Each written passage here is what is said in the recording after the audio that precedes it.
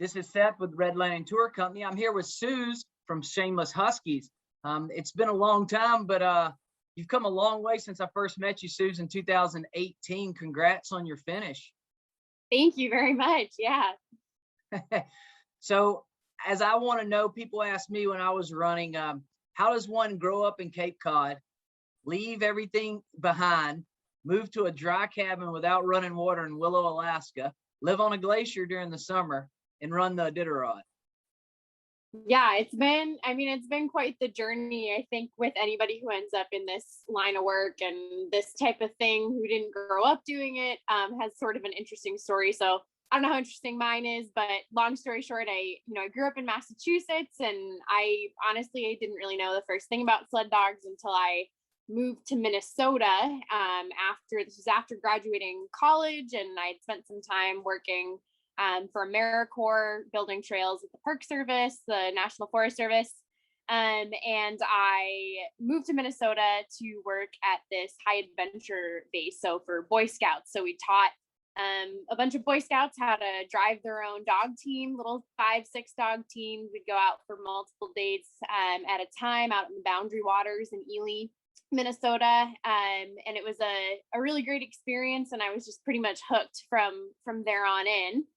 And then from there, I figured if I wanted to get into racing, I better get myself to Alaska. So that's how I ended up on the Mendenhall Glacier, working with actually Alaska Icefield Expeditions. And then I did that for 2 summers, and then would have been there the last summer and hopefully this summer, but with the pandemic, things have been a little bit up in the air. But working for Kathy Fredericks here at Shameless Huskies Kennel. She's got a small racing kennel, and she has been kind enough to let myself and my boyfriend Adam run her dogs in as many races as we can, including Iditarod.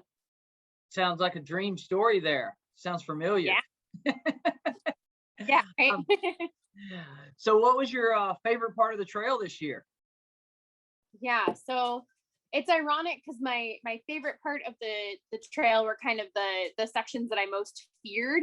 And it's funny because I do these things, as a lot of, I think, dog mushers can appreciate, and just outdoor enthusiasts, but we seek out this adrenaline and this, doing these things that are out of the norm and that are scary and new. So I was really freaked out by the Dalzell Gorge and the Farewell Burn. Those are kind of like places in Happy River Steps that are noted to be really technically challenging, but they ended up being my favorite. Like, I find myself getting a little bored when I'm just going on flat river or whatnot. So, as intense as those experiences were, they were also the most beautiful too. Those areas were super beautiful. So people want to know, will we see you back for the 50th anniversary in 2022, or maybe another year past that? Yeah. So I think next year I'm going to be kind of taking the back burner. I'm going to do my best to get in as many mid-distance races, 200s and 300s as possible, and try and do well in those. And then my boyfriend Adam is actually going to be taking, hopefully, a team in Iditarod next year. So it'll be his year to run Iditarod this coming for the 50th anniversary. And then my plan is to definitely do it again, if not the next year, then maybe the year after that. But I plan to continue. It is very addictive. Well, we thank you, but before we let you go, do you have that belt buckle? I do. Do you want me to go get it? Yep. Can we see it real quick? Yeah, give me 1 sec. A dog might show up in the background here. So fans, this is the 2021 belt buckle. It's slightly different than the previous years of saying 1,049 on the gnome.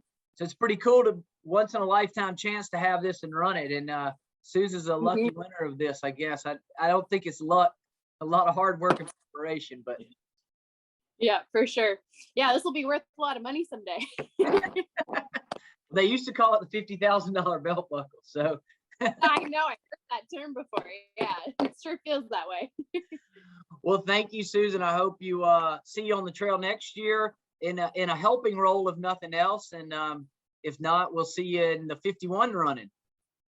Sounds good, Seth. It's good to talk to you. Thanks, Susan.